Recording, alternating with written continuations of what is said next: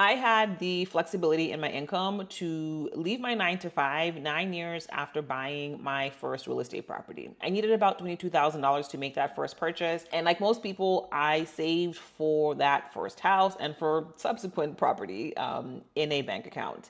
And if I knew what I know now, and instead of doing what most people do, I did what banks do, I would be in a much, much different position now.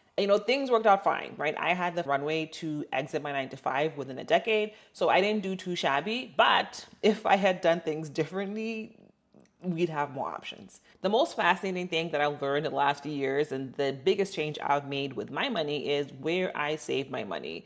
I essentially follow what the banks do and also what the ultra rich do as well. One thing that most people don't like about corporations and also don't like about rich people is that they understand the rules and they use them to their advantage. And by the way, I am not one of the people that do not like this. My motto is always, well, what are they doing and how can I do the same thing as well? One of the rules that banks are great at taking advantage of is tax laws as they apply to life insurance. What do I mean by that? Life insurance policies is one of the very few places that you can have your money grow and the IRS cannot touch it. If you do a quick search and if you bank at a major bank, you will find that probably the bank that you bank at has their money in life insurance policies. And in some of these cases, these banks have billions of dollars in these accounts that are growing exponentially and are not going to be taxed. The IRS also will not tax money that is paid out at the death of somebody.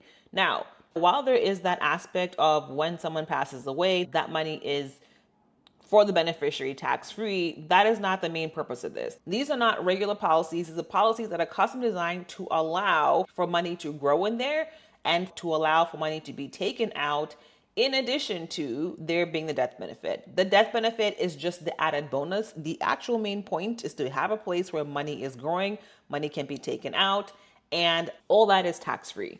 So what does it have to do with regular people? If we are talking about life insurance, that means that a human has to be involved. A human does not have to own the policy, but a human does need to be the person that's insured. So the same thing that banks do is what you can do as well. So you can open a policy and get one that is custom designed so that you can essentially use it as your bank. As somebody that is not married and has no kids and lives in a high tax state, I get very happy about things that I can do to pay less money to Uncle Sam.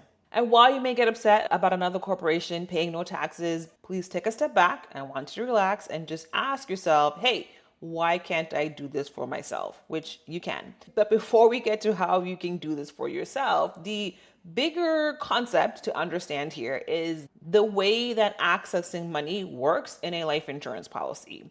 And so, yes, it is nice that banks can grow this money tax free, but the nicer part is that they can actually take money out of this life insurance policy. Let's keep it simple and let's say they have $100,000 in this account and they take out $50,000. They lend it to you to go buy a car. So they are lending you that 50K and they're charging you, I don't know what interest rates are these days. I do not buy new cars, let's say 6%. But they are still also making money on their full $100,000 as if they never took it out. So essentially, they get to have not their money, your money, because you deposited the money in the bank that they are using to get these policies. So they get to use your money to make money, not get taxed, and then also take your money and lend it back to you. That's a gag. This is America. You can get mad, which is fine, but my preferred reaction is, oh, that's really smart. How can I do that for myself? Which the link is in the comments to get that started. Now going back to the 22K that I needed to buy my first house. When I took that out of the bank and I used that to buy my first house, that money was gone. And listen, that house has done a lot for me over the years, but if I had done things the way that the banks do things, which is taking money, putting it into a policy, then taking money out of that policy and then using that to make money, then that 22K would not be up in smoke. And now I understand it's not up in smoke, it's actually in my asset, which is fine. But I would rather have the asset and also have that 22K that is in that policy and be able to use that over and over again. Because each time I take it out and buy an asset, I can put it back in and then rinse and repeat and use that 22K over and over again But also with time and with interest, it won't just be 22K. It would be a lot more by now. Again, this is just a quick video, so I'm not gonna go in and do the math to see what that would be at this point.